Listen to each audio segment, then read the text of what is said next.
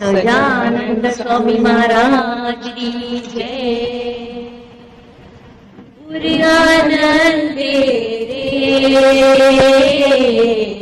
તારા દર્શનીએ વાલા તારા ઘાટે તમને જોવા રે મુક્તો માગે રે પૂર્યાનંદે રે નમણા નયને સેહલ વદને બ્રહ્મ લટક કરે બ્રહ્મની પાસે નમણા નયને સેહલ વદને બ્રહ્મ લટક કરે બ્રહ્મની પાસે હું તો જોઈને ધન્ય ધન્ય થાઉં રે વાલા જોઈને હર ખાઈ જાઉં રે હું તો જોઈને ધન્ય ધન્ય થાઉં રે વાલા જોઈને હર ખાઈ જાઉં રે મુક્તોના મન મારે ભક્તોના તન મારે પૂર્યાનંદે રે કાર્ય અનેરું અલૌકિક તારું બ્રહ્મ જ્યોતિ વાલા તારું નજરાનું કાર્ય અનેરું અલૌકિક તારું બ્રહ્મ જ્યોતિ વાલા તારું નજરાનું હટ માન ને ઈર્ષા તોડ્યા રે તો દિલથી દિલને જોડ્યા રે હટ માન ને ઈર્ષા તોડ્યા રે તો દિલથી દિલને જોડ્યા રે મુક્તોના મન મારે ભક્તોના તન મારે પૂર્યાનંદે રે દિલની આરજુ તૂને પુકારે તુજ બિન વાલા કોઈ ન ભાવે દિલની तूने पुकारे तुझ विने वाला कोई न भावे तारा स्नेह वरी माहू तो नाऊ रे वाला तुझ पर वारी वारी जाऊ रे तारा स्नेह वरी माहू तो नाऊ रे वाला तुझ पर वारी वारी जाऊ रे मुक्तो ना मन मारे भक्त न तन मारे उर आनंदे प्रेम सबर जीवन तारू ध्रुव तारक बनी रहे अमारू प्रेम सबर जीवन तारू ध्रुव तारक बनी रहे अमारू वाला मुक्तो में दर्शन तारू रे करजे जीवन अमारू रे वाला मुक्तो में दर्शन तारू रे करजे जीवन अमारू रे मुक्तो ना तन मारे भक्तो न तन मारे पुर आनंदे रे तारा दर्शनीये वाला तारा प्रागटे तमने जोवाने मुक्तो माहे रे मुक्तो माहे रे मुक्तो माहे रे। आज की जय जय जय धाम धमी मुक्तो की जय जय जय सर्व गुणातीत स्वरूपों की जय जय जय। जे उत्पत्ति तथा स्थिति लय करे वेदो स्तुति उच्चरे जे नारोम सुछिद्र मानुषमा ब्रह्मांड कोटि परे माया काल रवि शशि सुरगणो आज्ञान लोपेक्षण एवाक्षरधाम नाधिपति श्री स्वामी नारायण महाध्यानाभ्यासं विदतजस्त्रं भगवत पवित्रेशं प्राप्तं स्थितिमतिवरे कान्तिकवृषे सदानन्दं सारं परमहरिवार्ताव्यसनिनं गुणातीतानन्दं मुनिवरमहं नौमि सततम्।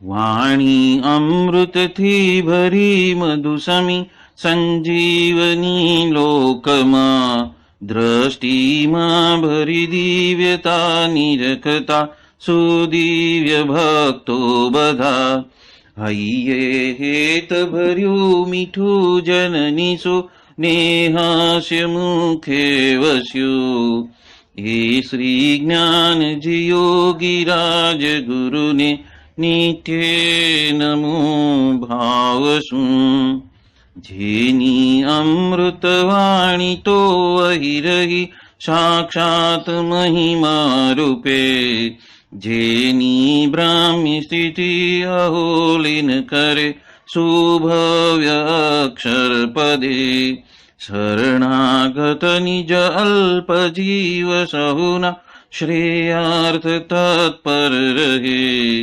काका स्नेहल सिंधु दिव्य विभुने हयो तो वंदन करे जे शांत प्रशांत सागर समा साधु गुणे जे शोभता जेना दर्शन ने समागम थकी शांति सहु पामता। जे चे मानस पुत्र काकाजिना ने भजन मालिन रहे। एवा साधक वृंदना गुरु सुरत वंदन भरत भाईनी। भक्ति सभर गुलतान थईने महापूजा जे करे। अनुवृत्ति अद्भुत जाळवी रिझव्या काकाजीने। मलकंतु मुख पुलकित हय्यो युवानो ने जे जमी। एवा सुरद भुलकु विरल वंदन अहो वसी भाईनी। ब्रह्मरूप निजनी मानतावळी श्रीजी है धारता। जे मस्त रहीनी प्रभु भजन मा सुरद भाव धारता। महिमा सभर दासत्व छलके जीवन माचे सजता। काका स्वरूप दिन कर विभु संभारवामा धन्यता। बोलो सहजानंद स्वामी महाराजनी जय जय जय। सहजानंद स्वामी महाराज की जय जय जय।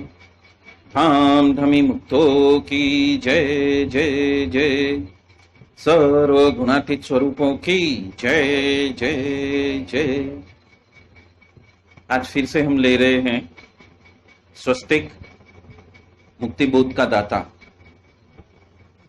जैसे हमने लास्ट टाइम देखा था कि स्वस्तिक हमें दर्शाता है कि हम कैसे बहिर्मुखी हो जाते हैं। अनंत जन्मों से हम अलग अलग शरीरों में भटकते हैं और जो मानव शरीर मिला है वो कितना बड़ा कृपा है उसकी समझन ये स्वस्तिक भी देता है। और उस स्वस्तिक को जब हम हृदय ग्रंथि में हृदय में धारण करते हैं तो उस स्वस्तिक को हम उस तरह से लेते हैं कि वो बहिर्मुखता से अंतर्मुख होने के लिए वो हमें प्रेरित करता है। तो जो जो स्वस्तिक को धारण करते हैं तो उस स्वस्तिक के वजह से हमारा जो ध्यान है वो गहराई में उतरता है। जो व्यक्ति आसानी से ध्यान नहीं कर पाता है तो उसमें ये स्वस्तिक जो है वो हमें मदद करता है। अभी स्वस्तिक चिन्ह जो है वो हमने वेदों या शास्त्रों में से नहीं लिया है। स्वस्तिक लिया है प्रभु के श्री चरणों में जो 16 मांगलिक चिन्ह हैं, उस मांगलिक चिन्हों का स्वस्तिक है। ये वो स्वस्तिक नहीं है जो हम धर्म ग्रंथों में देखते हैं, वेदों में, पुराणों में, शास्त्रों में या तो मंदिरों में देखते हैं, वो स्वस्तिक नहीं है। ये स्वस्तिक अलग है। ये स्वस्तिक मायातीत स्वस्तिक है। जैसे एक अवस्था है अर्जुन की स्थित प्रज्ञता की अवस्था है जो शास्त्रों की स्थित प्रज्ञता की अवस्था है, और एक है गुणातीत की स्थित प्रज्ञता की अवस्था। वो दोनों में आसमान जमीन का फर्क है। वो जो आसमान जमीन का फर्क है वो आज हम ले रहे हैं कि हम जो स्वस्तिक ले रहे हैं वो एक माइक स्वस्तिक नहीं है, वो अमाइक स्वस्तिक है जो श्रीजी महाराज अक्षरधाम में बैठते हैं और उनके श्री चरणों में जो चिन्ह और जिसके वजह से सभी जीव ध्यानस्थ हो सकते हैं। मतलब कि हमारे ऊपर इतने सारे माया के जाल है, वो जाल में फंसने की वजह से वो हमें अंतर्मुखी होने ही नहीं देंगे। तो अंतर्मुखी न होने का कारण क्या क्या है वो हम आज देखते हैं। तो सबसे पहला जो हम देखते हैं कि हमें 9 शरीर दिया है। तो स्वस्तिक के केंद्र में हम घट की स्थापना करते हैं, हम दिया जलाते हैं। हालांकि कई लोग तो ऐसे भी है जो स्वस्तिक के संपूर्ण स्वस्तिक के ऊपर दिया रखते हैं और उसको ऑस्पिशियस डे में जलाते हैं। फॉर एग्जांपल दिवाली के दिन या तो किसी का स्वागत करते हैं तो भी स्वस्तिक बनाकर हम उसके ऊपर दिया रखते हैं, रोशनी हम जलाते हैं। वो उसके स्वागत का अच्छा सा तरीका, मतलब शुभ प्रतीक माना गया। Invoking the swastika, invoking the swastika मतलब मुक्ति की यात्रा हम चालू कर रहे हैं। ये मुक्ति यात्रा चालू करते हैं तब ये जो बहिर्मुख से अंतर्मुखी होने का जो सोपान है उसमें जो घट स्थापना है, जो नवरात्रि में हम घट की स्थापना करते हैं, तो घट किससे बना है? पंच तत्वों से बना है। तो मिट्टी लिया तो मिट्टी आ गई, फिर उस मिट्टी को पानी से हमने बहुत रख दौड़ा तो पानी का तत्व आ गया, फिर हमने अग्नि में उसको बहुत तपाया तो अग्नि तत्व आ गया, फिर हमने वायु में उसको सुखाया तो वायु तत्व आ गया, और आखिर में उस सभी में कौन सा तत्व मिल गया? आकाश तत्व। तो उस आकाश तत्व पंच तत्व के अंदर हम क्या करते हैं? केंद्र में दिया रखते हैं और घट स्थापना करते हैं 9 दिन के लिए। मतलब कि क्या है कि अंधेरे से प्रकाश की ओर की यात्रा, ये घट स्थापना हमें चिन्हित करती है कि हमें प्रकाश की ओर जाना। तो प्रकाश मतलब कौन सा प्रकाश? तो कि ब्रह्म ज्योति का प्रकाश। जिस तरह से दिए की ज्योति है उसी तरह हमारे आत्मा के अंदर भी एक ज्योति है जिसको हम ब्रह्म ज्योति बोलते हैं, और वो केंद्र में गए बगैर नहीं हो सकती।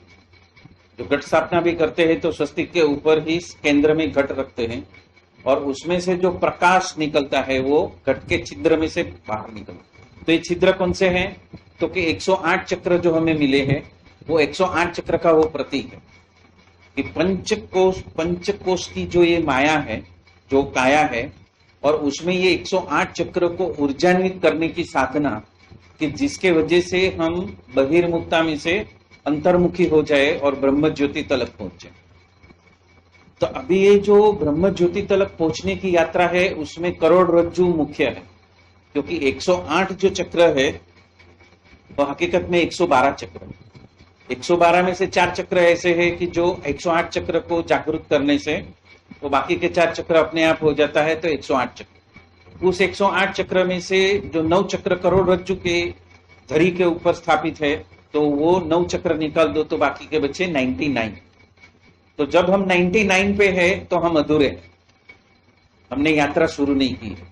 क्योंकि हम कितनी भी योग साधना करते हैं, प्राणायाम करते हैं, हठ योग करते हैं, तो भी वो हम मुक्ति संग्राम की ओर आगे नहीं बढ़ रहे। हम सिद्ध योग में कहते हैं कि हम खाली एक एक्सरसाइज कर रहे हैं, भौतिक एक्सरसाइज कर रहे हैं, जिससे हम कहां पे पहुंचने वाले नहीं।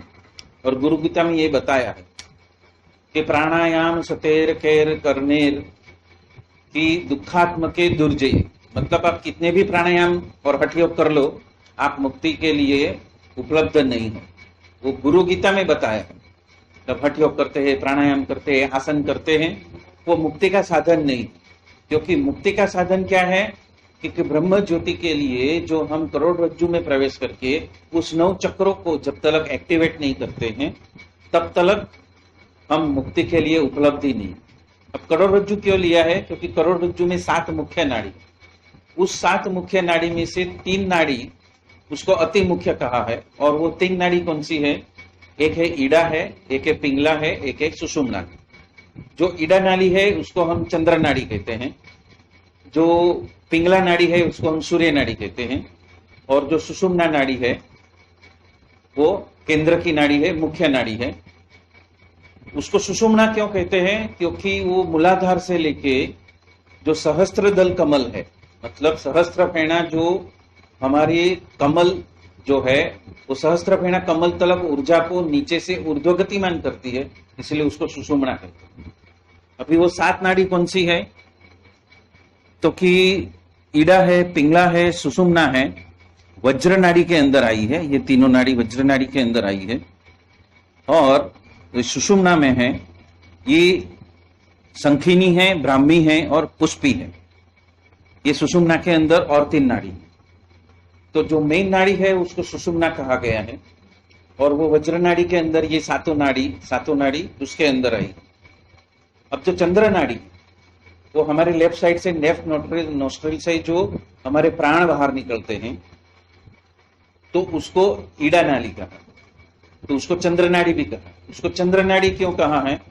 क्योंकि शिव जी के सर के ऊपर जो चंद्र है, और उस चंद्र के ऊपर से जो गंगा का अवतरण हुआ है, वो जीव को शुद्ध करती है, पाप से मुक्त करती है। तो वो चंद्र नाड़ी है जो हमारे मूलाधार से चालू होकर सहस्त्रार तलक पहुंचती है, तो 60 चक्र का भेदन करती है। और उस 60 चक्र का जब भेदन करती है, तब हमारे जो पाप कर्म जो उसके अंदर एम्बेडेड है, मेमोराइज्ड है, अनंत जन्म जन्मांतर से जो मेमोराइज्ड है, उसको वो साफ करती है। कौन सी नाड़ी? चंद्र नाड़ी। तो वो चंद्र नाड़ी भूतकाल का प्रतीक है। जो हमने भूतकाल में जो कर्म किए हैं उसके सारे बीज कहाँ पे है? चंद्र नाड़ी में। तो वो चंद्र नाड़ी की जो सफाई है उसको गंगा कहते हैं। चंद्र नाड़ी को गंगा कहते हैं क्योंकि वो चंद्र से रिलेटेड है और शिव जी से रिलेटेड है। तो गंगा वो पवित्र, वो जीव को शुद्ध करती है, तो वो शुद्धता की निशानी। तो चंद्र का संबंध किससे है? 27 नक्षत्रों से है। और वो 27 नक्षत्रों का संबंध किससे है? तो कि जो 4 चरण है, धर्म, अर्थ, काम और मोक्ष, या तो हम दूसरे रीत से भी कह सकते हैं मन, बुद्धि, चित्त, अहंकार, जो 4 अंतःकरण है। तो ये 27 नक्षत्र इंटू मन, बुद्धि, चित्त, अहंकार, ये भावनात्मक जगत को क्रिएट करते हैं। उससे हम बंधे हुए हैं, तो उसमें से बाहर निकलना है। तो हमें चंद्र नाड़ी के अंदर से जो भी हमारी जितनी पाप कर्म है उसको साफ करना पड़ेगा। वो सफाई का कार्य किसका है? जीव का नहीं। जीव चंद्र नाड़ी में अपनी इच्छा से घुस भी नहीं सकता और निकल भी नहीं सकता। दूसरा है सूर्य नाड़ी।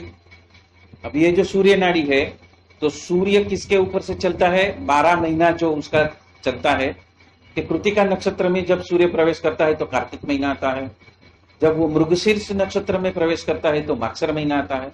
ऐसे 12 ग्रहों में जब वो नाड़ी आती है तब वो 12 महीने बनते हैं। और वो 12 भाव हमारे जन्म कुंडली में हैं, 12 स्थान, 1 से 12 स्थान।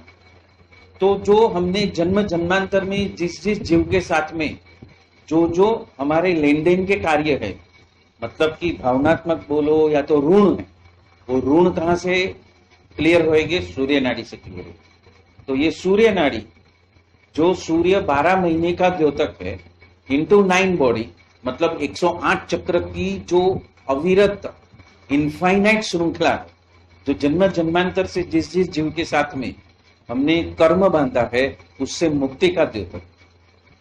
तो सूर्य नाड़ी में घुसना जीव के हाथ में नहीं है। वो अपनी मर्जी से वहां पे सूर्य नाड़ी में घुस नहीं सकता। पर प्रभु ने उसको एक और नाड़ी दी है, सुषुम्ना नाड़ी दी। तो ये सुषुम्ना नाड़ी में घुसने की अबाधित सत्ता जीव को दी है। तो वो जीव उस सुषुम्ना नाड़ी में कैसे प्रवेश करता है? तो कि हम नाड़ी शोधन करते हैं। नाड़ी शोधन में क्या करते हैं? हम राइट नॉस्ट्रिल को बंद करते हैं और लेफ्ट नॉस्ट्रिल से हम श्वासोश्वास लेते हैं।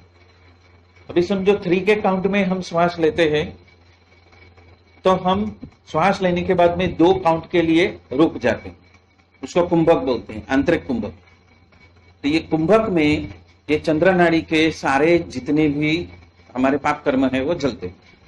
उसी तरह से हम वो कुंभक के बाद में हम लेफ्ट नॉस्ट्रिल को बंद करते हैं और जो श्वास को निकालते हैं और श्वास को लेते हैं। जब हमने श्वास को निकाला सूर्य नाड़ी से, फिर वहां पे बाह्य कुंभक करते हैं, वो 2 काउंट के लिए करते हैं। तो जब हम ये क्रिया बारंबार करते हैं तो हम सुषुम्ना नाड़ी में प्रवेश कर जाता है। जो हमारा प्राण है वो सुषुम्ना नाड़ी में प्रवेश हो जाता है, मतलब कि ऊर्जा जो है वो उसमें प्रवेश होती है। अभी ऊर्जा का मतलब प्राण वायु नहीं। कई लोग उसमें भी मिस्टेक कर जाते हैं, कई लोग उसमें भी गलती कर जाते हैं कि हम प्राण को सुषुम्ना नाड़ी में लेके जाते हैं, एक ऊर्जा है, तो वायु को हम नहीं लेके जाते। जब हम श्वासोश्वास करते हैं तो हम कमांड किसको देते हैं? वायु को देते हैं। पर हकीकत में क्या होता है? प्राणा करके सिल्वरिल ग्लोब्यूल्स है जो हवा में तैरते रहते हैं। यदि आप शाम के समय या दिन के समय में 10 बजे के आसपास में सूर्य को न देखते हुए सूर्य की थोड़ी दूर आप उस वायुमंडल को देखने की कोशिश करोगे, तो ऐसे सिल्वर ग्लोब्यूल्स जो है वो प्राणा जो हमें जिंदा रखता है, प्राणवायु नहीं। साइंस प्राणवायु की बात करता है, लेकिन जो हमारा जो आध्यात्मिक जो जगत है वो प्राणा की बात करता है। वो प्राणा सृष्टि में चलित रहता है, जो ओजोन लेयर से लेके पृथ्वी की कोर तलक ये प्राण चलते रहते हैं, उसका आवागमन होते रहता है। और वो जो प्राणा है वो प्राणा हमारे लेफ्ट नोस्ट्रिल से और राइट नोस्ट्रिल से आते जाते रहते हैं। पर वो शुद्धिकरण की प्रोसेस जो है वो जीव के हाथ में नहीं। पर जब वो सुषुम्ना में चला जाता है। मतलब कि लेफ्ट से भी हमारा श्वास नहीं है, राइट से भी श्वास नहीं है, दोनों से श्वास आता है, दोनों से श्वास जाता है। वो केंद्रित हो गया। अभी जब वो केंद्रित हो गया तब वो सुषुम्ना में वो प्राणा जो सिल्वरिन ग्लोब्यूल्स है वो हमारे मूलाधार से वो ऊर्जा को अंदर प्रवेश करवाता और वो गुरु कर सकता। और इसीलिए गुरु गीता में कहा है कि प्राणायाम सतेर करेण करनेर, कि वो प्राणायाम, आसन, व्यायाम, वो दंड बैठक आप कितने भी करते रहो, आप सुषुम्ना में प्रवेश नहीं कर पाओगे।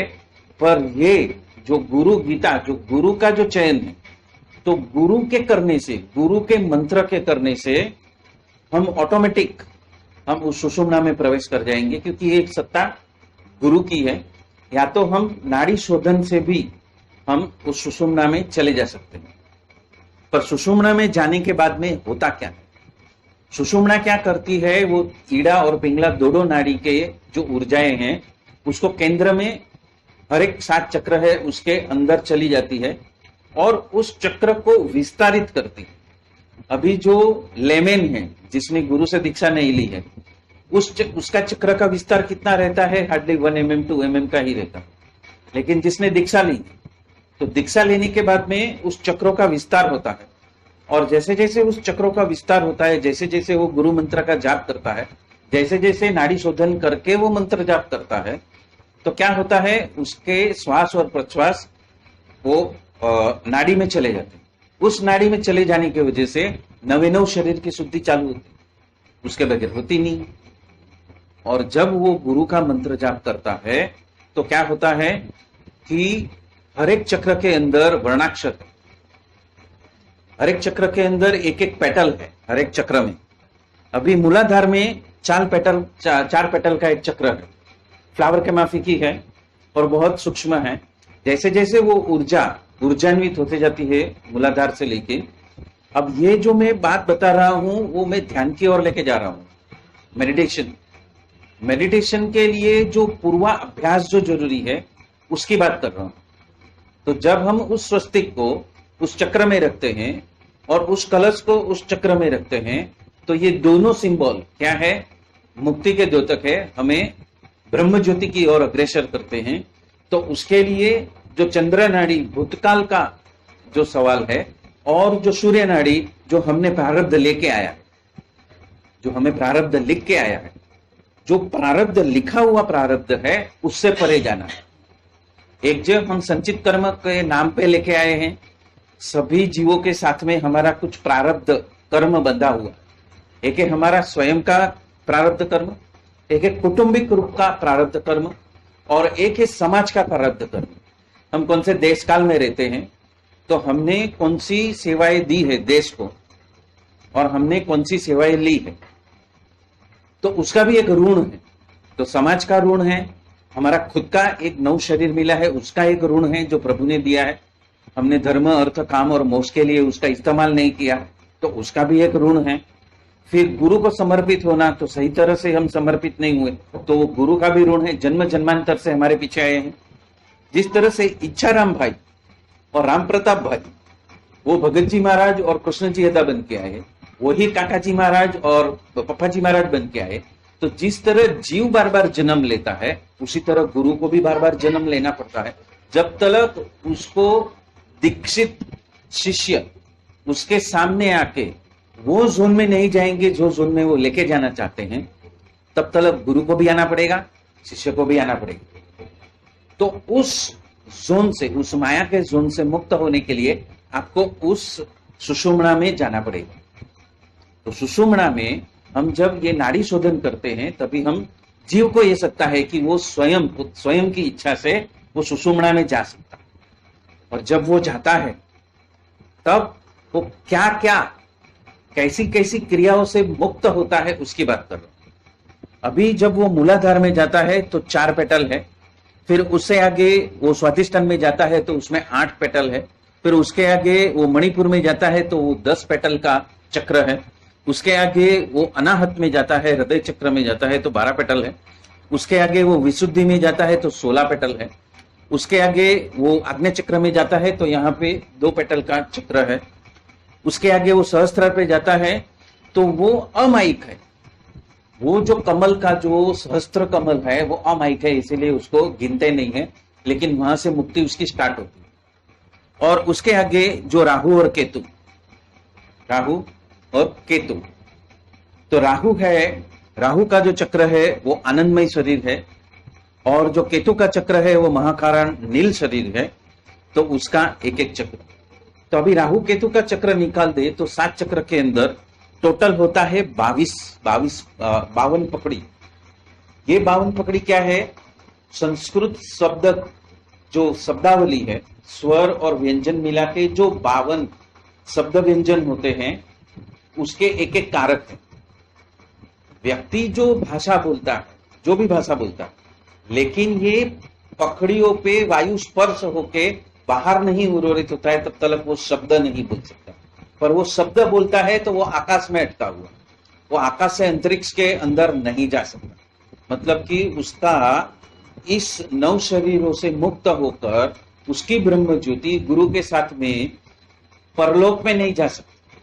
आलोक आकाश से परलोक आकाश में जाने के लिए उसको ये सभी 52 की 52 पंखड़ियों में से मुक्त होकर उसका शुद्धिकरण करके वो राहु और केतु में, मतलब जो केतु का जो है उसको क्या कहते हैं? वॉइड चक्र कहते हैं। उस वॉइड चक्र में से बाहर निकलना बहुत ही खतरनाक बात है, और जब तक गुरु नहीं किया ये वॉइड चक्र में से कोई भी नहीं निकल सका। और जो नहीं निकल सका वो माया में जाके राक्षस बने। मतलब ब्रह्म ज्योति की साधना भी की और ब्रह्म ज्योति उसको दिखाई भी दी, लेकिन ये 90 चक्र में से जो जो गुरु ने अपने शिष्य को बाहर नहीं निकाला वो ब्रह्म राक्षस बन गए, वो माया में गए, वापस माया में गए। रावण है, कुंभकर्ण है, फिर हिरण्याक्ष है, हिरण्यकशिपु है, तो वो क्या इसी माया में आधिपत्य सत्ता के लिए उन्होंने मारामारी किया। तो हम भी वही कर रहे हैं, तो हमें पता नहीं, हम अज्ञानता में वही कर रहे हैं। सत्ता, अधिकार, तो वो किसके वजह से है? तो ये वॉइड चक्र में से बाहर निकलना है तो हमें माया में से बाहर निकलना पड़ेगा। ये वॉइड चक्र किसका है? माया का वॉइड चक्र है। वो हमें बार बार जन्म लेने के लिए प्रेरित करती है, और वो 9 शरीर का जो 9 ग्रीड बनता है वो कौन सा है? मैं, मेरा, मुझे। ये एक होश है। मैंने ब्रह्म ज्योति का दर्शन किया तो यहां पे मैं आया, तो ये अभी भी बंधन है। वो 90 चक्र में से शिष्य खुद अपने ज्ञान से या तो अपने बल से बाहर नहीं निकल सकता, तो अभी भी उसके अंदर मैं पड़ा। अभी मेरा, एक बार मैं का होश आया, दूसरा मेरा का होश आया। ये मेरा शरीर है, ये मैंने साधना की है, ये मैं मंत्र जाप कर रहा हूं, ये मेरा मंत्र है, ये मेरे गुरु है। तो ये जो मेरा का जो उसका होश है, होश जो अफर्मेशन है, उसका जो क्या बोलते हैं, उसका नोंद है, उसका जो नोंद है, मैंने इतनी साधना की। रावण ने क्या किया? मैंने इतनी साधना की, अभी तक मुझे वरदान नहीं दिया। हिरण्याक्ष ने, मैंने इतनी साधना की, मुझे अभी तक अमरत्व नहीं मिला। तो वो जो वॉइड चक्र से बाहर नहीं निकल सके, वो वापस ब्रह्म ज्योति, ब्रह्म ज्ञान होते हुए भी वो माया में ही फंसे रहे।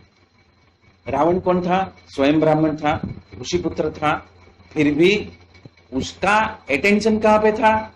मेरे साथ में अन्याय हुआ, मेरे लोगों ने मेरे साथ में अन्याय किया, और उसके वजह से वो एक ऐसे वॉइड में फंसा रहा कि वो वॉइड में ही खत्म, उसकी मुक्ति नहीं हुई, उसकी मुक्ति हुई नहीं।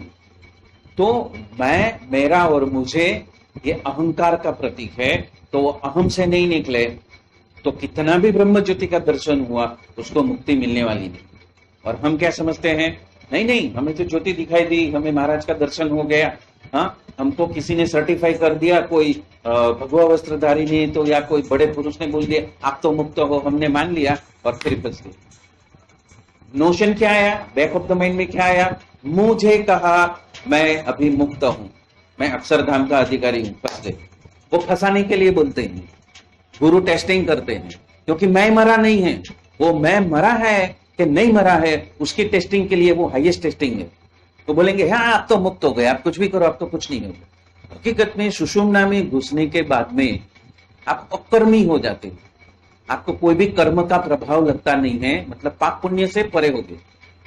अभी यहाँ पे ये बात है कि जब पाप पुण्य से परे कभी होते हो, जब मैं मेरा मुझे, तू तेरा तुझे और यह वह उन्होंने, ये 9 ग्रिड में से बाहर नहीं निकले हैं, तो सुषुम्ना भी आपको मुक्त नहीं कर सकती।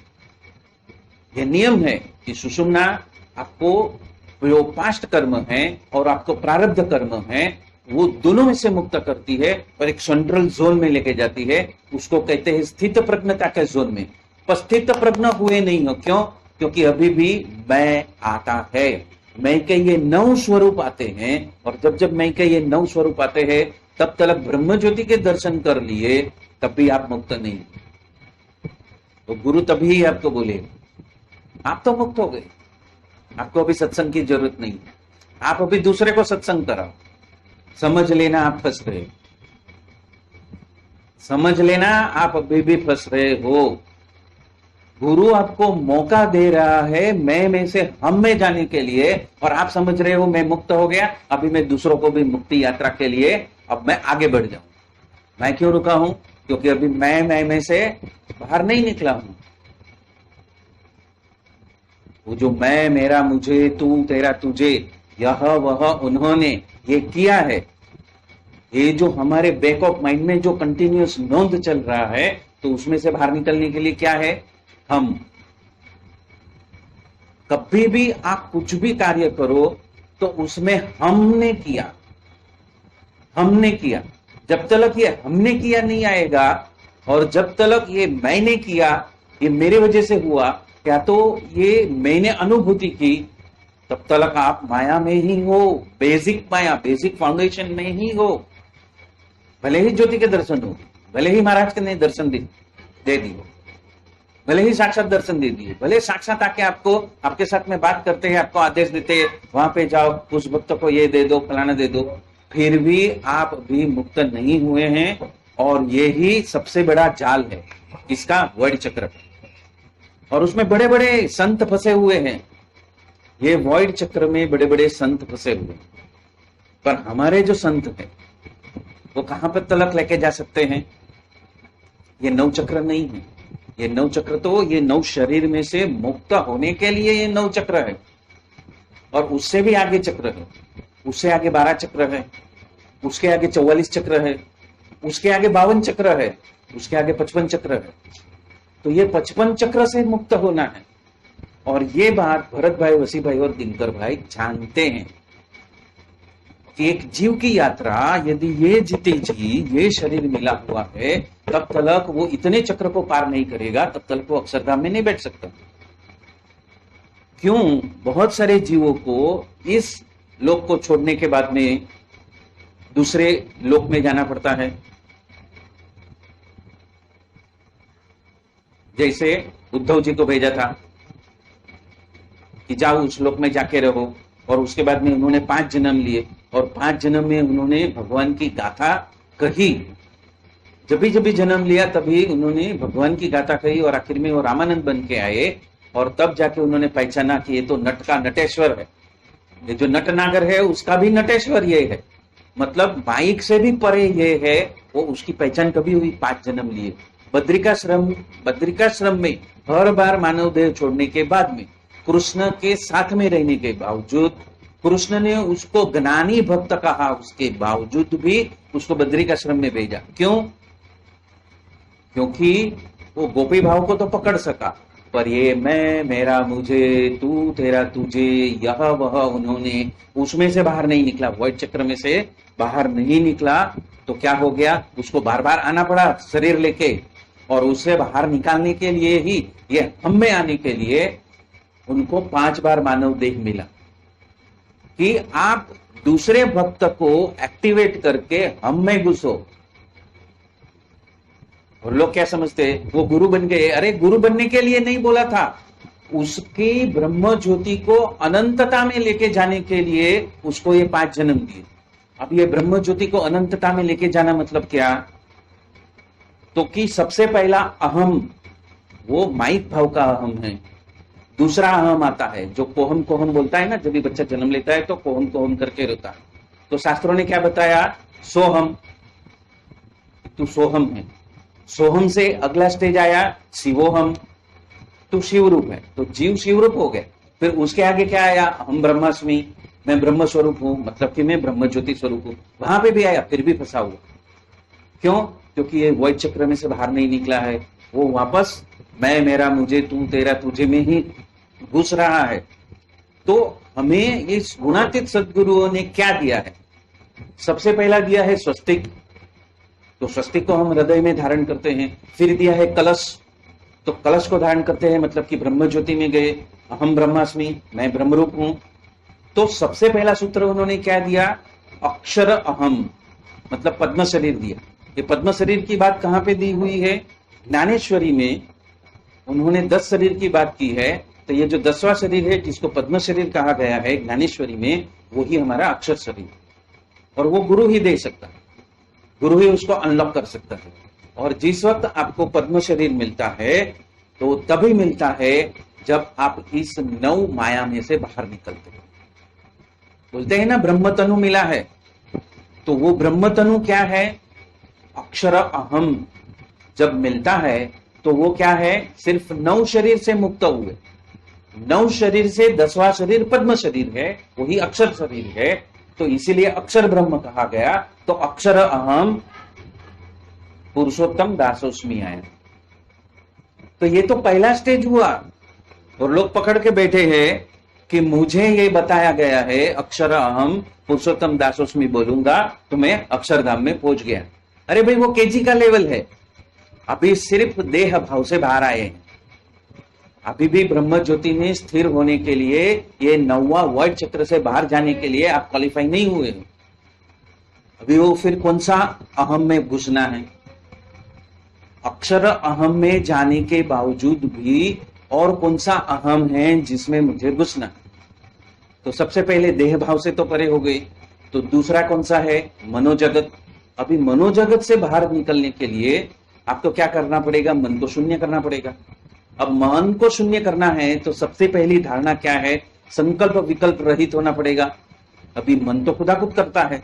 जैसे ही चंद्र नाड़ी और सूर्य नाड़ी में से इतने सारे ग्रहों की असर और नक्षत्रों की असर आएगी तो आप क्या करने लगेंगे? कूदने लगेंगे भावनात्मक जगत में, माया की डांसिंग में कठपुतली बनकर नाचने लगे। आप स्थिर नहीं हुए, तो संकल्प विकल्प चालू। तो मन को शून्य करना है, मतलब कि सबसे पहला मंत्र क्या है? आई एम नथिंग, मैं यह विचार नहीं हूं, आई एम नॉट दिस विचार। तो उस विचार से परे जाना पड़ेगा। तो उसके लिए मुझे 2001 के बाद में पुणे के गुरु ने 1 साल तक ट्रेनिंग दी। क्या ट्रेनिंग? मैं विचार नहीं हूं, मैं ब्रह्मरूप हूं, पर मैं विचार नहीं हूं, मैं विचार से अलग हूं, और मुझे विचार को देखना है, पकड़ना नहीं। जितने विचार आते हैं उसको जाने दो, जितने विचार आते हैं उसको जाने दो, उसको नोंदना नहीं है। अरे मुझे ऐसा विचार आया, अरे मुझे ऐसा सपना आया। सपना भी क्या है? एक विचार जगत का ही रिफ्लेक्शन है। जो हमारी मान्यताएं हैं उसके हिसाब से ही सपना आता है। तो ये भी एक शिविर का पार्ट, कि देह से परे जाने के लिए अक्षर अहम है, पर मन से परे जाने के लिए क्या है? तो वो फॉर्मूला उधर दी जाएगी, मैं कुछ भी नहीं हूं, मैं ये विचार नहीं हूं। तो उसकी ट्रेनिंग 1 साल। और उस विचार से परे जा सके, आप विचार को छोड़कर, आप उससे अलग होकर मैं ब्रह्म ज्योति हूं, उसमें स्थिर रह सके, तो ही तो आपका मेडिटेशन का फर्स्ट स्टेप चालू है। मन शून्य करने का होश में मैं जो सिखाऊंगा वो कौन सा मेडिटेशन होएगा? ओपन आई मेडिटेशन। जागृत, स्वप्न, सुषुप्ति, तुर्यातीत अवस्था में जो मेडिटेशन होता है, जो समाधि होती है, जिसमें काका जी पप्पा जी महाराज स्थित है, उस अवस्था में लेके जाएंगे। लोग प्राणायाम सिखा देंगे, नाड़ी शोधन सिखा देंगे, ओम का मंत्र जाप सिखा देंगे। हाँ, थोड़े टाइम के लिए देह का एहसास गायब हो गया, हाँ ध्यान हो गया, कुछ नहीं हुआ। अभी भी मैं मेरा मुझे तू तेरा तुझे में अभी भी विचार आया, हाँ मैंने किया, मुझे ये समाधि जैसा अनुभव हुआ, हाँ मैं देहातीत हो गया, मैं आया ना, खत्म हो गया ना। ऐसा नहीं उभरता है। हमने ध्यान किया, हम सब देहातीत हो गए, हमको ये अनुभव हुआ, ये गुरु ने अनुभव दिया। ये जीव की क्या औकात है कि वो देहातीत अवस्था की वो अनुभव ले सके? नहीं। इसलिए गुरु गीता में कहा है कि जितने भी आसन प्राणायाम में उलझोगे उतना दुख को आप सामने से आबेल मुझे मार करोगे। तो 2 साल, 10 साल, 12 साल, 15 साल के बाद में बोलेंगे कर करके थक गया, कुछ फायदा नहीं है। क्यों? क्योंकि ऐसे गुरु को प्राप्त करने के लिए आपके अंदर जिजीविषा ही नहीं उत्पन्न हो। जब आपके अंदर जिजीविषा उत्पन्न नहीं होती है ना, तब तक वो हायर गुरु नहीं आते हैं। मुझे मेरे जीवन में बोलने वाले बहुत मिले कि इतने सारे गुरु बदलता है, ऐसा क्या कोई गुरु बदलता है क्या? तो मैंने वो सबको अनदेखा किया। ये उनके विचार है, ये उनकी मान्यता है। तो मन से परे जाना है तो मान्यताओं को तोड़ना पड़ेगा। मन ही मान्यता बनाता है, और मान्यताओं से परे जाना है, विचार जगत से परे जाना है। तो ये जो विचार जगत है, जो शब्द जगत है, ये जो मान्यता जगत है, ये सब प्रोग्रामिंग है, आपके सबकॉन्शियस माइंड की प्रोग्रामिंग है। और वहां से आपको पावर ऑफ नाउ में, प्रेजेंट मोमेंट में आना पड़ेगा। भूतकाल, भविष्य काल और वर्तमान काल से परे कालातीत में जाना पड़ेगा। और कोई ये बोल देवे कि हाँ मैंने ये मंत्र, ओंकार का मंत्र जाप किया, मैंने भरत भाई के साथ में किया, मैं देहातीत हो गया, मुझे समाधि हो गई, तो वो अभी भी गलत है। शुरुआत ही नहीं हुई है। और उसको क्या देहातीत अवस्था को क्या पकड़ रहे? अरे भरत भाई के पास में तो आप ऐसे भी जाओगे, कुछ भी नहीं करोगे, आप उनको प्रेम से देखोगे तो भी देहातीत हो जाओगे, अब तुर्यातीत हो जाओगे। तो वो आपकी अवस्था नहीं है, वो तो कृपा है।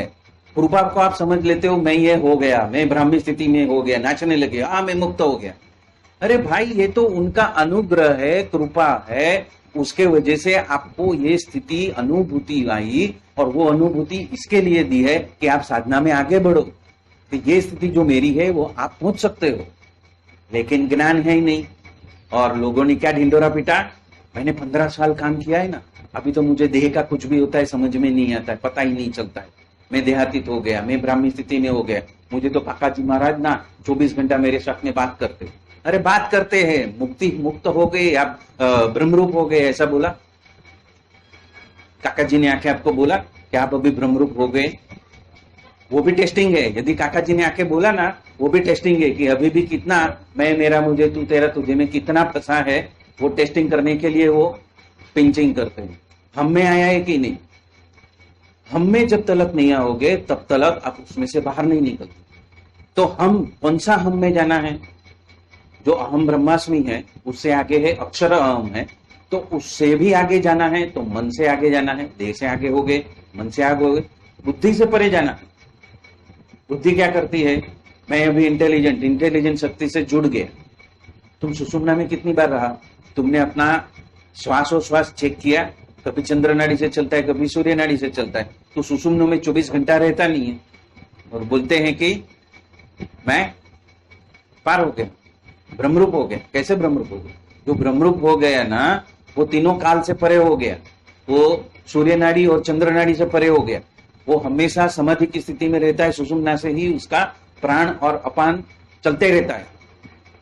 संपूर्ण विश्व की एनर्जी वो चाहे वहां पे खींच सकता है, चाहे वहां पे भेज सकता है, वो पावर उसके अंदर आ गई।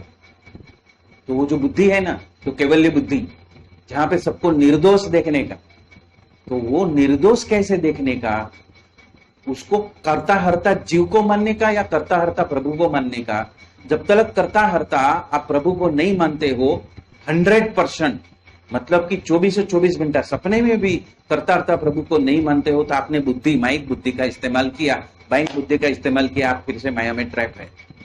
आपकी बुद्धि निर्दोष बुद्धि नहीं हुई, तो आप बात करते हो मैं मुक्त हो गया, तो ये बुद्धि का एक्सरसाइज है। फिर चित्त क्या करता है? हर एक भाव जगत में चिपकने की कोशिश करता। यदि मुझे कुछ पैर बहुत ही तकलीफ हो गया तो मेरा पूरा दिन का ध्यान किधर रहता है? ये मेरा पैर नहीं चलता ही ना, इसीलिए ऐसा होता है। तो अभी क्या हो गया? अनुभूति कहां पे चली गई? एक ही जगह पे चली गई। ये हम नहीं सोचते हैं कि प्रभु ने मेरे कई कितने भविष्य में आने वाले ऐसे बुरे प्रारब्ध कर्म में मैं वहां पे पहुंचू ही नहीं, उसके लिए मुझे यहाँ पे लॉक किया है। वो हम समझते ही नहीं, वो अनुग्रह है। और अनुग्रह को हम श्राप मान बैठते हैं, और श्राप मान के हम ये चलते हैं कि मेरे गुरु ना मेरी मेरी पड़ी नहीं। अरे गुरु को पड़ी है, आप बैठे बैठे सुषुम्ना में ही रहो और वो जाप में रहो कि जहां पे धन्यता उठे। तो वो क्या है? चित्त की परीक्षा। चित्त की परीक्षा में आपको चित्त, आपका भावनात्मक जगत आपको इतने दुख देंगे, इतनी प्रताड़ितता होगी, इतने लोग आपको कष्ट देंगे कि आप चित्त वृत्ति से बाहर नहीं निकलोगे। चित्त वृत्ति का निरोध नहीं होगा तब तक आप उसमें से मुक्त नहीं हो। उसके लिए एक साधन दिया है, जैसे मन से परे जाने के लिए एक साधन दूंगा, बुद्धि से परे जाने के लिए एक साधन दूंगा, इसी तरह से चित्त से परे जाने के लिए क्या दिया है? मंत्र जाप दिया है कि कंटिन्यूअस मंत्र जाप करते रहो। चित्त स्वयं मंत्र है, मंत्र स्वयं चित्त है। जिस गुरु ने आपको ये मंत्र दिया है उसी के चित्त के रूप, उसी के भावनात्मक जगत में आप प्रवेश कर जाओ, जीव भाव से आप मुक्त के भाव में चले जाओ। उसके लिए वो मंत्र दिया है। उसको टाइम लगता है, मंत्र को फलित होने के लिए 1 जन्म, 2 जन्म, 3 जन्म, 4 जन्म लगते हैं। इसीलिए कहते हैं कि यदि एक बार आपने गुणातीत स्वरूप के सामने ये स्वामीनारायण मंत्र जप कर लिया तो आपका और उनका चित्त एक हो गया। तो जब तलब आप मुक्त नहीं होंगे तब तलब गुरु को पृथ्वी पे आना ही पड़ेगा। साइकिल चालू ही है, साइकिल चालू ही है चित्त के वजह से। आप भावनात्मक जगत में फंसते ही जाते हो। वो भावनात्मक जगत कौन क्रिएट करता है? चंद्र के 27 नक्षत्र बाय 4 अंतःकरण। अभी उसमें से मुक्त होते ही नहीं हो तो कहां से मुक्त होगी? तो उसका फॉर्मूला मिलेगा ना। चित्त से चित्त वृत्ति का निरोध कैसे होता है वो भी हम बताएंगे। फिर आगे अहंकार, जो मैंने बोला मैं, मेरा, मुझे, तू, तेरा, तुझे, ये अहंकार की जो 9 माया है, उस 9 माया में से बाहर निकलो तो क्या होएगा? आप चारों चित्त से मुक्त हो गए। मतलब चारों दिशाओं में से जो आपकी वृत्तियां बहिर्मुख हो रही थी वो अभी अंतर्मुख की ओर जाएंगी और ब्रह्म ज्योति की तरफ जाएगी। और जब वो ब्रह्म ज्योति में स्थिर हो जाएगी, आप मन, बुद्धि, चित्त, अहंकार से परे हो जाएंगे, तब खुली आंखों का समाधि होगी। कैसी समाधि होगी? खुली आंखों की समाधि। ऐसा नहीं कि आप समाधि में बैठ गए, 8 घंटा निकल गया, आपको पता नहीं है, वो समाधि नहीं। वो भी एक समाधि है जो गुरु कराते हैं, लेकिन वो टेम्पररी है। जो काकाजी महाराज को 72 घंटे के लिए कराई, हमेशा के लिए नहीं करा सकते। पर वो उनका लक्ष्य नहीं था योगी जी महाराज का। योगी जी महाराज का लक्ष्य क्या था? मैं में से हम में जाए। इसीलिए उनको पहले ही कहां पे भेज दिया? जाओ इलेक्शन लड़ो।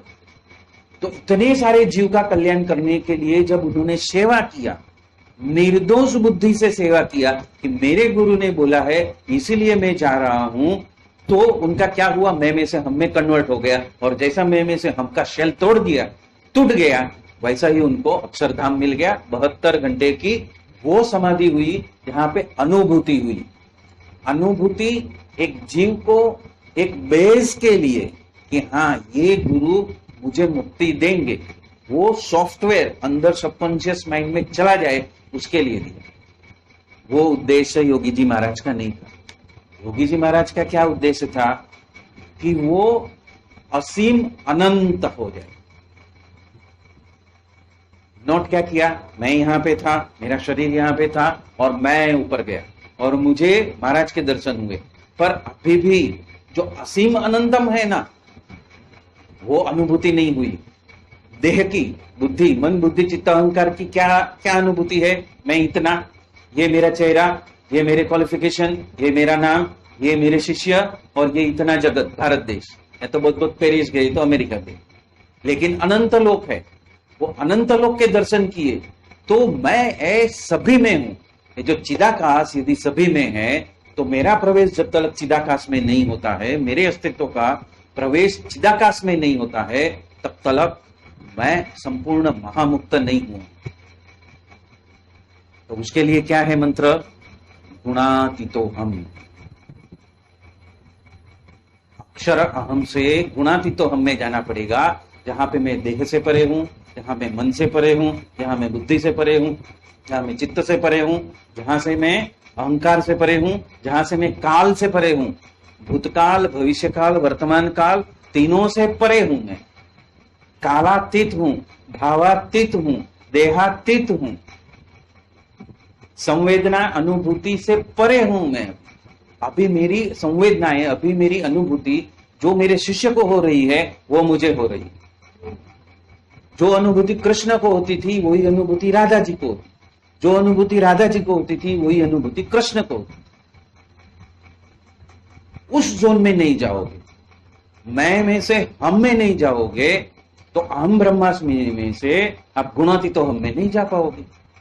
तो नेक्स्ट स्टेप है गुणातीतो हम। तो हमें इस स्वस्तिक के माध्यम से हर एक चक्र में स्वस्तिक, हर एक चक्र में वो कलश, और हर एक चक्र में से हृदय ग्रंथि के अंदर वो पद्म शरीर, पद्म भी एक चिन्ह है, जो प्रभु का जो चिन्ह है, दो चरणों में चिन्ह है ना पद्म, तो उस पद्म शरीर का भी दर्शन हम हर रोज करेंगे, उस स्वस्तिक का दर्शन हर रोज करेंगे। और जिस तरह से हम ध्यान में जाएंगे, मेडिटेशन का मतलब क्या, मी एडिट सेशन, मतलब जो मैं का होश है वो खत्म हो जाए।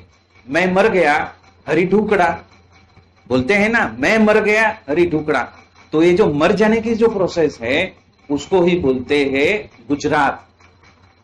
जो अंदर से गुजर गया वो गुजराती, जो अंदर से मरा ही नहीं है वो मराठी। मराठी मतलब अभी ब्रह्म ज्योति के प्रकाश में ही है, निर्गुण के तेज में है, अभी वो निर्गुण के तेज में है, वो गुणातीत तो हम में घुसा नहीं है, तो वो मरहाटी।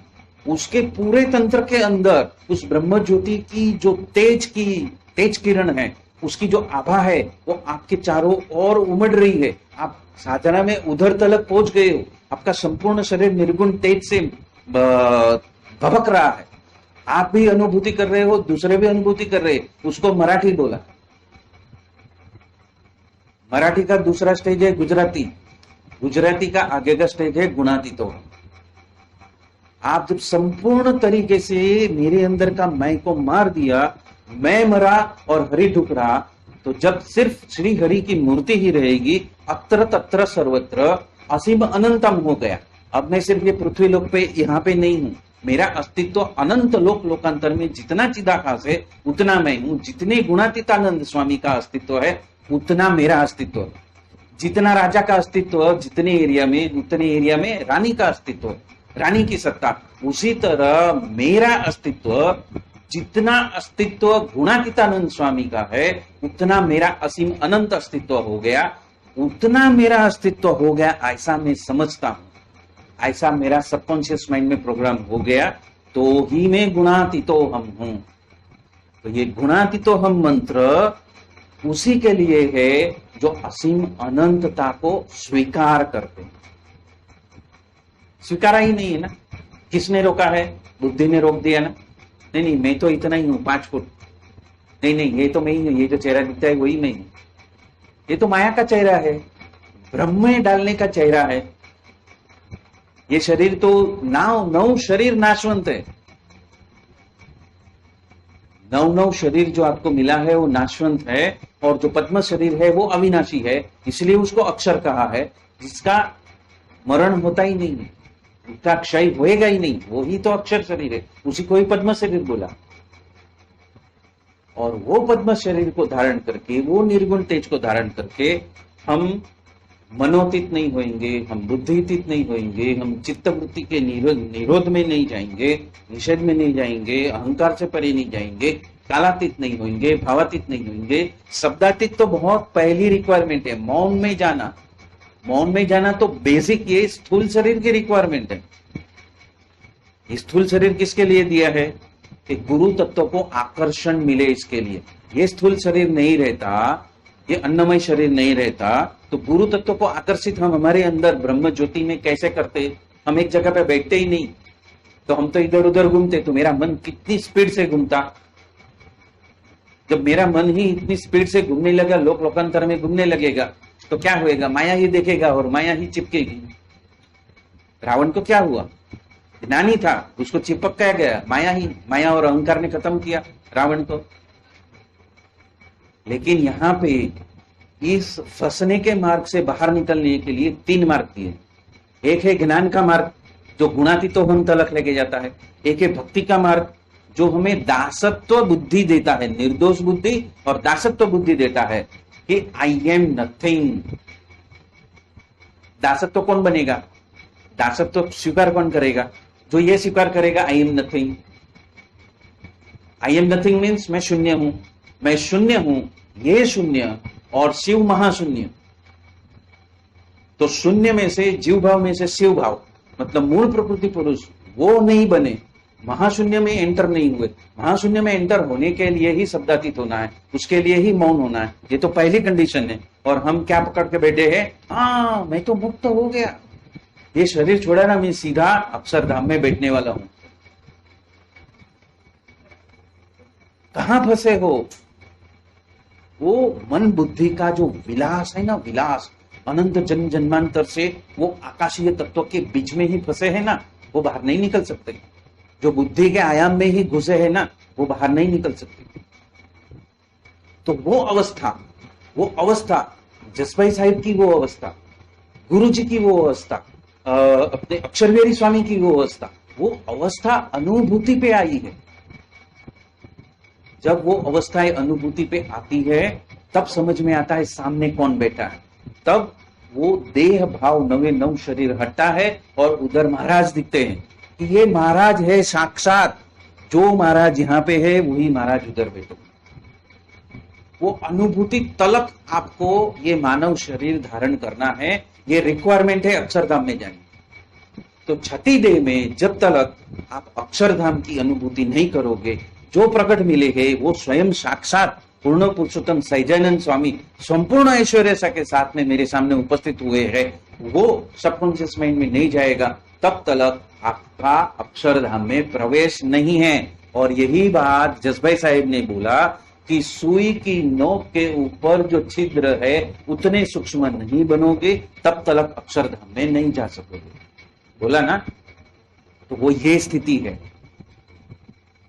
गुणातीतो हम में जाने के बाद में असीम अनंतम में नहीं जाते हो तो आप अभी भी बंधन में ही हो।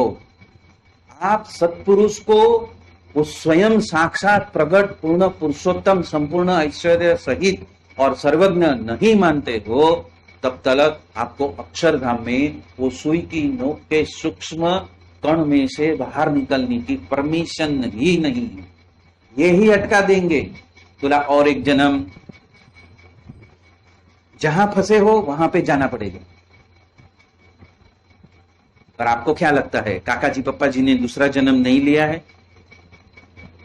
क्या हम सब मुक्त हो गए जो काका जी पप्पा जी के संबंध में आए? वो हम सब पूर्ण पुरुषोत्तम सहजानंद स्वामी जो नीलकंठ मंडी बन के घूमे थे उसके सामने थे, वही चेहरे, वही आत्माएं, वही सब हम वापस मिल रहे हैं।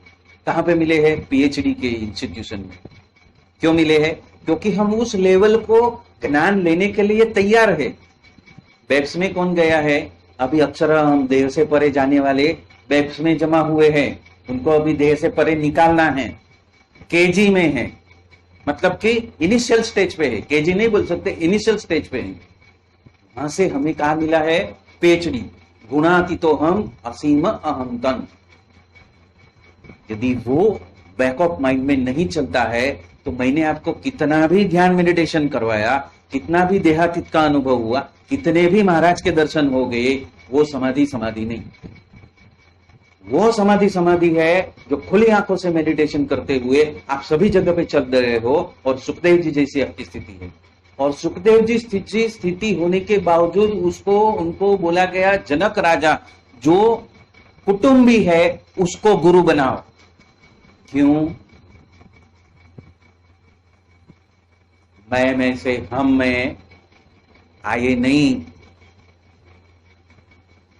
तो जब तक ये जीव मैं में से हम में नहीं आता, अहम ब्रह्मास्मि में से, अक्षर अहम में से गुणातीतो हम में नहीं घुसता है। और गुणातीतो हम कैसा? असीम अनंतम। जितनी सत्ता गुणातीतानंद स्वामी की जितने ब्रह्मांडों में है उतनी सत्ता मेरी है, वो आप एक्सेप्ट नहीं करोगे। आप चिदाकाशमयी संपूर्णमयी हो, चिदाकाशमयी हो। चिदाकाश कितना अनंत है उतना मैं अनंत हूं। तब तक आपकी मुक्ति मुमकिन ही नहीं है। या तो बद्रिकाश्रम में जाओ या तो कोई और लोक में जाओ।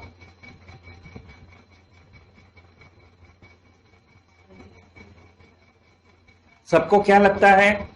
हलवा लगता है, हलवा लगता है। हाँ, हाँ, वो क्यों बोला? क्यों बोला?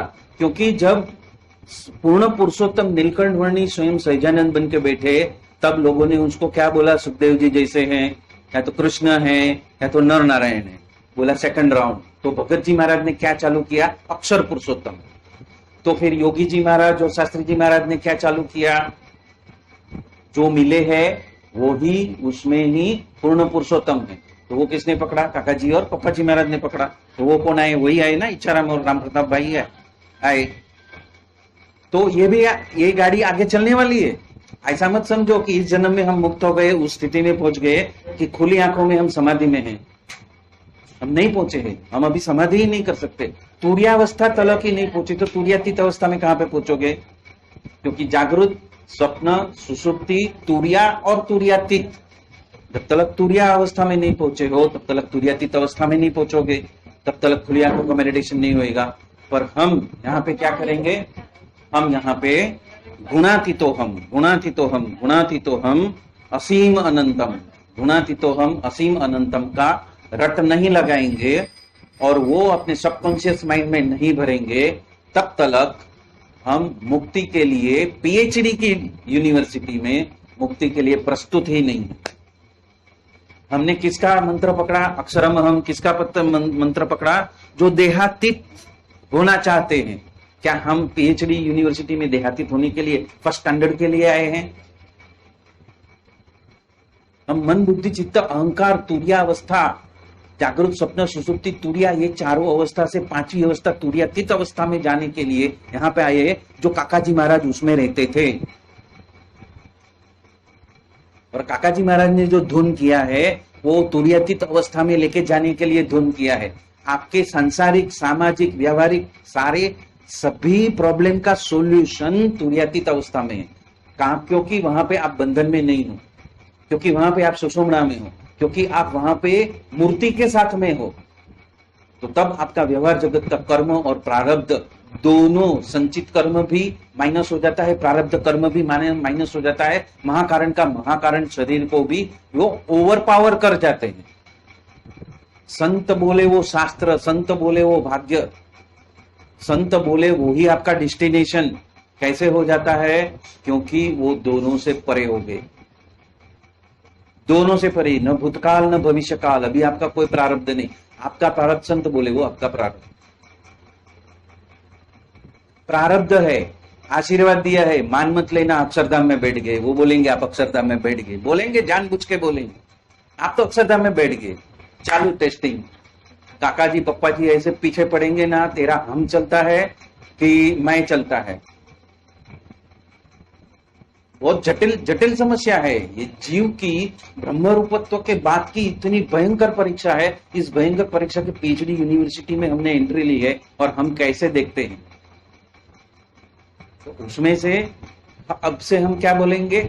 हम सब चलेंगे।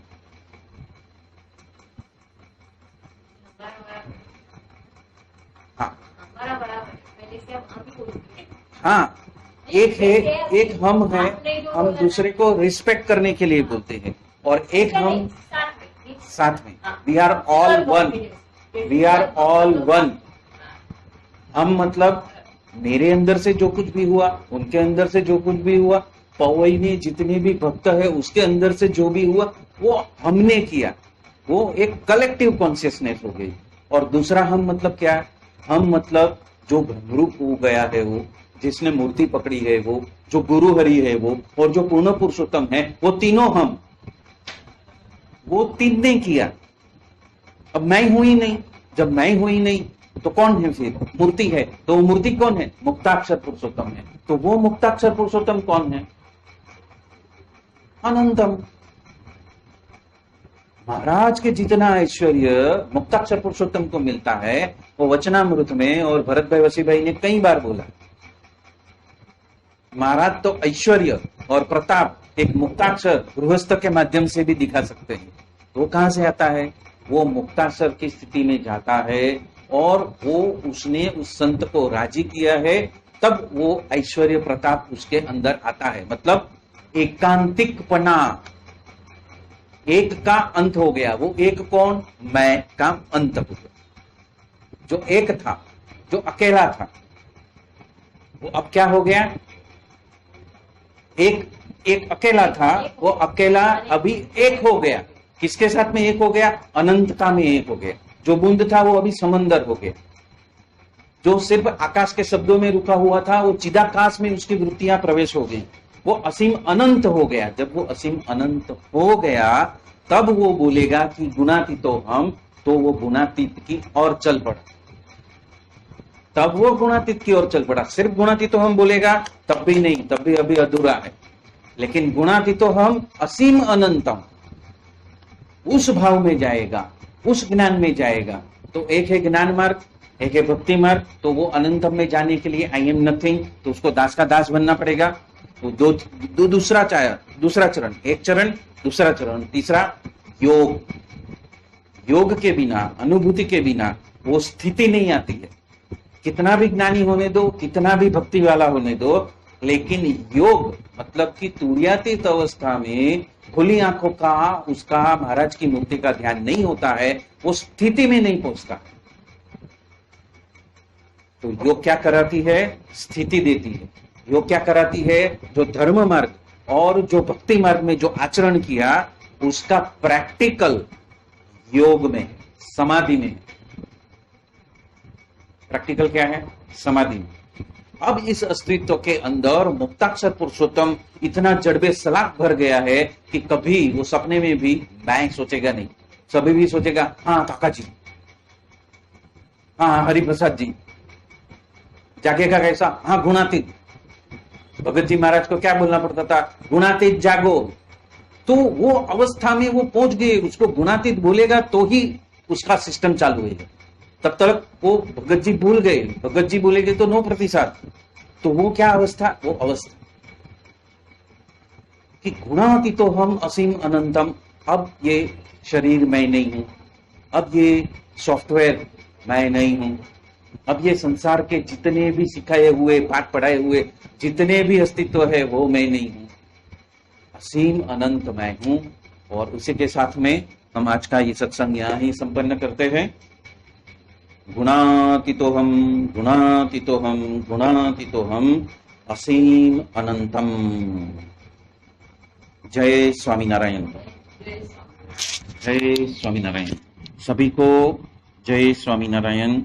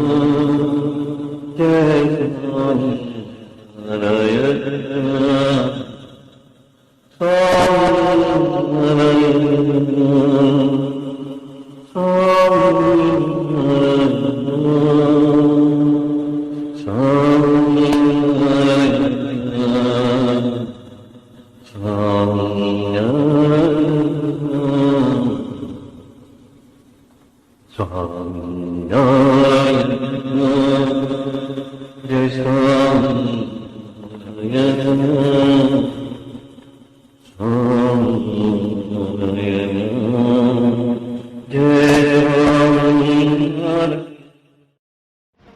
સહજાનંદ સ્વામી મહારાજ કી જય.